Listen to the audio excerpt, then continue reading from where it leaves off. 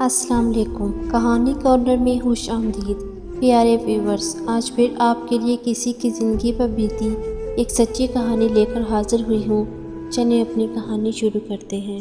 چچا کے 2 بیٹے تھے، جبکہ اکلوتی بیٹی ماہپارہ مجھ سے 2 برس چھوٹی تھی۔ وہ بہت خوبصورت تھی۔ ہم دونوں کی طبیعت ایک جیسی تھی۔ ہم میں بھی ہمارے والدین کی طرح آپس میں بہت پیار اور محبت تھا۔ کوئی بات ایک دوسرے سے نہیں چھپاتے تھے۔ یہ ان دنوں کی بات ہے جب میں FSC کر رہی تھی اور منزہ میٹرک میں تھی۔ ایک لڑکا بار بار ہمارے گھر فون کرتا اور مجھ سے بات کرنے کی کوشش کرتا۔ اکثر میں فون بند کر دیتی اور کبھی کبھار بات کر لیا کرتی اور کہتی کہ تم غلط جگہ فون کرتے ہو، میں تم سے بات نہیں کر سکتی۔ جمعے کا دن تھا، والد، چچا اور میرے بھائی وغیرہ سب شکار کھیلنے گئے ہوئے تھے۔ منزہ میرے ساتھ بیٹھی تھی۔ میری والدہ چچی کے پاس گئی ہوئی تھی۔ میں منزہ سے اسی لڑکے کا ذکر کر رہی تھی۔ اچانک فون کی گھنٹی بجی۔ منزہ بولی، آئمہ تم فون اٹھاؤ، میں اس سے بات کرتی ہوں اور اس کو سمجھاتی ہوں کہ وہ آئندہ یہاں فون نہ کرے۔ منزہ نے اس سے بات کی، مگر اس کی باتوں نے اس پر ایسا جادو کیا کہ وہ 2 گھنٹے تک باتیں کرتی چلی گئی اور اس کو اپنا نمبر بھی دے دیا۔ پہلی گفتگو میں ہی منزہ نے اپنے بارے میں اس کو سب کچھ بتا دیا اور وہ صرف یہی معلوم کر سکی کہ لڑکے کا نام موزم ہے۔ اس دن کے بعد ان کے درمیان فون کالز کا سلسلہ جاری ہو گیا۔ وہ اکثر رات کو فون کرتا جب سب سو چکے ہوتے۔ منزہ فون اپنے کمرے میں لے جاتی اور صبح تک اس کے ساتھ باتوں میں مشغول رہتی۔ میں نے کئی مرتبہ اسے منع بھی کیا اور کہا کہ اگر یہ لڑکا واقعی تم سے محبت کرتا ہے تو اپنی امی کو رشتے کے لیے بھیجے۔ تبھی میری کزن نے جواب دیا، یہ تو بات کی بات ہے، پہلے میں لڑکے سے مل تو لوں، پتہ تو چلے کتنے پانی میں ہے۔ ہمارے والدین کافی آزاد خیال ہیں اور یہ شاید اسی کا نتیجہ تھا کہ اس شہر میں واحد لڑکی میں ہی تھی جو گاڑی چلایا کرتی تھی۔ ایک دن منزہ نے موزم کو ایک جگہ ملنے کے لیے بلایا۔ میں اور وہ گاڑی پر اس جگہ پہنچ گئے۔ ہم وہاں کافی دیر ٹھہرے مگر وہ نہ آیا۔ جب ہم واپس جانے لگے تو میں نے دیکھا کہ ایک گاڑی ہمارا تعاقب کر رہی ہے، کبھی وہ آگے نکل جاتا کبھی ہم۔ گاڑی ایک خوبصورت نوجوان چلا رہا تھا۔ ہم نے جان لیا کہ یہی موزم ہے۔ اس مختصر ملاقات میں منظم اور موزم کی کوئی بات نہ ہو سکی مگر تعارف ہو گیا۔ تو اس کے بعد ان کی ملاقاتوں کا سلسلہ شروع ہو گیا۔ جب شام کو منزہ کے والد اور بھائی ٹینس کھیلنے چلے جاتے تو وہ مجھ سے ملنے کا بہانہ بنا کر ہمارے گھر آ جاتی اور وہاں سے موزم کے ساتھ چلی جاتی۔ کچھ عرصے بعد اس نے مجھ کو بتایا کہ موزم اس سے ملنے گھر آتا ہے۔ ہوتا یوں تھا کہ جب سب گھر والے سو جاتے تو وہ مین گیٹ کھول دیتی، وہ اندر آ جاتا اور یہ لوگ ساری رات بات کیا کرتے۔ کبھی وہ باہر آ جاتی اور موزم اس سے ساتھ لے جاتا، وہ اسے اپنے گھر لے جاتا تھا۔ اس واقعے سے مجھے شدید رنج ہوا۔ میں نے اپنی کزن کو سمجھایا کہ اب تم نے لڑکا تو دیکھ لیا ہے اور اس کو پسند کر چکی ہو، یہی وقت ہے کہ والدین کو سب کچھ بتا دو، اس سے پہلے کہ انہیں پتہ چل جائے یا کوئی حادثہ پیش آ جائے۔ وہی ہوا جس کا ڈر تھا۔ ایک رات حسب معمول انہوں نے ملنا تھا۔ 12 بجے کے قریب منزہ باہر آ گئی۔ کچھ دیر بعد وہ بھی پہنچ گیا۔ دونوں گاڑی میں بیٹھ کر لمبی ڈرائیو پر نکل گئے۔ رات 2:30 بجے جب یہ لوگ واپس آ رہے تھے تو منزہ نے دیکھا کہ اس کے گھر کے قریب والد اور بھائی سب کھڑے ہیں۔ اس نے موزم سے کہا، تم مجھ کو یہیں اتار دو۔ جب وہ گھر پہنچی تو اس کے پیروں تلے سے زمین نکل گئی کہ سب گھر والے اسے ڈھونڈ رہے تھے۔ دراصل منزہ کی امی رات کو پانی پینے کے لیے اٹھی تو بیٹی کے کمرے کی طرف بھی چلی گئیں اور جب منزہ کو غائب پایا تو پریشان ہو کر سب کو جگا دیا۔ منزہ نے بہانہ بنایا کہ طبیعت ٹھیک نہیں تھی، بہت گھٹن ہو رہی تھی، گھڑی پر نظر ڈالی اور بس واک کو نکل گئی تھی۔ میرے چچا کافی سمجھدار آدمی تھے، انہوں نے اس وقت جھگڑا کرنا مناسب خیال نہ کیا، لیکن بیٹی کی گھبرائی ہوئی حالت سے بہت کچھ سمجھ گئے۔ اگلے دن اس کی والدہ نے کافی پوچھا کہ وہ کون ہے جس سے تم ملتی ہو، بتا دو تاکہ تمہارا باپ اس کے گھر والوں سے بات کر سکے۔ منزہ نے کچھ نہیں بتایا اور اس کی وجہ موزم تھا۔ اس نے منزہ کو منع کر رکھا تھا کہ جب تک میں FSC نہ کر لوں کسی کو کچھ نہ بتانا، ورنہ زمانہ ہمارے بیچ دیوار بن جائے گا۔ وہ اس کی باتوں میں آ گئی۔ کچھ دن گزرے کہ پھر ایک اور واقعہ ہوا۔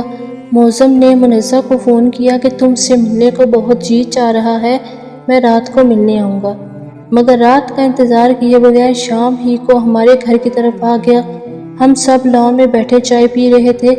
جب منظم نے دیکھا کہ سب باہر لان میں بیٹھے ہیں تو پچھلی جانب سے دیوار پھلانگ کر اندر آ گیا اور چھت پر چڑھ کر منزہ کے اندر آنے کا انتظار کرنے لگا۔ اگر میری کزن کو علم ہوتا کہ موسم آیا ہوا ہے تو وہ بھی چلی جاتی اور اسے اپنے کمرے میں لے جا کے چھپا دیتی۔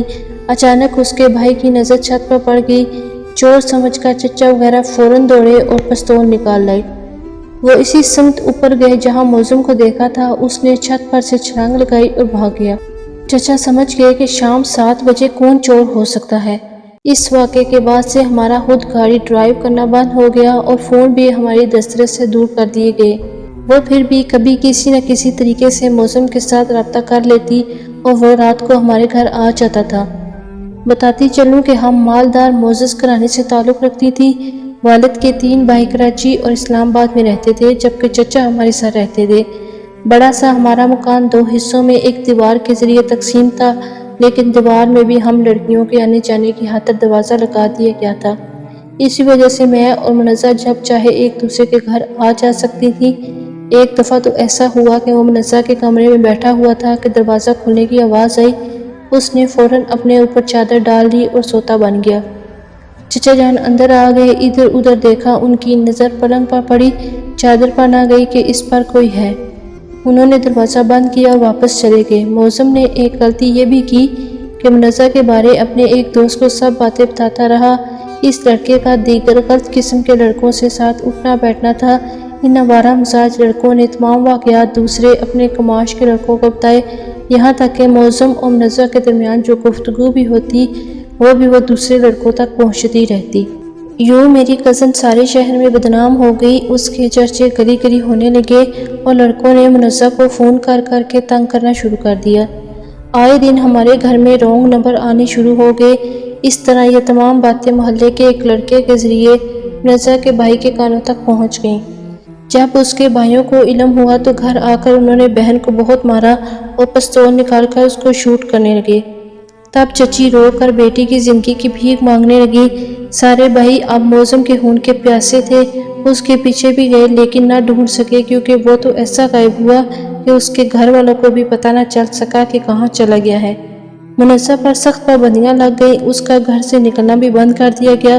اب اس کو کہیں آنے جانے کی اجازت نہیں تھی، یہاں تک کہ وہ اب میرے گھر بھی نہیں آ سکتی تھی۔ وہ ایک قیدی کی مانند تھی، تمام وقت اپنے کمرے میں بند رہتی۔ مجھ کو اس پر ترس بھی آتا تھا، کہاں اتنی آزادی سے جی رہی تھی اور کہاں اب کھلے آسمان کے لیے ترس رہی تھی۔ 3 ماہ بعد موسم کی والدہ اچانک ہمارے چچا کے گھر آئیں اور رشتہ مانگ لیا۔ چچا جان پہلے ہی بپرے ہوئے تھے، ان کا غصہ برحق تھا کہ پہلے تو ہمیں سارے شہر میں بدنام کر دیا اور اب رشتہ لینے آ گئے ہیں۔ اگر رشتہ ہی لینا تھا تو پہلے آتے۔ بہرحال چچا نے صاف انکار کر دیا، یہ بھی کہا کہ موسم کو کہیں اور بھیج دو، ہمیں ہمارے محلے میں دکھائی دیا گیا تو میں اپنے آپ پر قابو نہ رکھ سکوں گا اور کچھ کر بیٹھوں گا۔ موسم کی ماں دکھی ہو کر روتی دھوتی چلی گئی۔ ادھر منزہ نے کھانا پینا چھوڑ دیا اور بیمار پڑ گئی۔ چچا چچی اسے کبھی غصے سے اور کبھی پیار سے سمجھاتے مگر اس کی سمجھ میں کچھ نہ آتا۔ اس کے سر پر ابھی تک عشق کا بھوت سوار تھا۔ ادھر اس کے بھائی مسلسل موسم کو دھمکیاں بھیج رہے تھے کہ یہ شہر چھوڑ کر کہیں چلے جاؤ ورنہ ہم تم کو ختم کر دیں گے۔ بالآخر وہ اپنا شہر چھوڑ کر کراچی چلا گیا۔ حالات وقت کے ساتھ ساتھ آہستہ آہستہ درست ہونا شروع ہو گئے۔ 2 سال کا عرصہ بیت گیا۔ موسم کے گھر والوں نے یہ مشہور کر دیا کہ وہ مزید تعلیم کے لیے بیرون ملک چلا گیا ہے۔ ہم اپنے ایک چچا زاد بھائی کی شادی کے سلسلے میں کراچی گئے تھے۔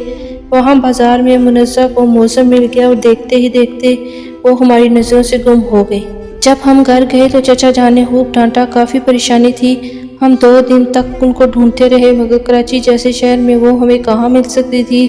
تیسرے دن وہ خود ہی آ گئی اور چچا کو تھاما، بہت سمجھا بجھا کر راضی کیا کہ اب کیا ہو سکتا ہے، لڑکی نے اپنی مرضی کر لی ہے، اب عزت سے رخصتی کرو، اسی میں سارے خاندان کی بھلائی ہے۔ ہمارے یہ تایا ابو کراچی میں رہتے تھے، انہوں نے چچا سے وعدہ کیا کہ گھر جا کر منزہ کو کچھ مت کہنا بلکہ اس کی رخصتی کی تیاری کرنا۔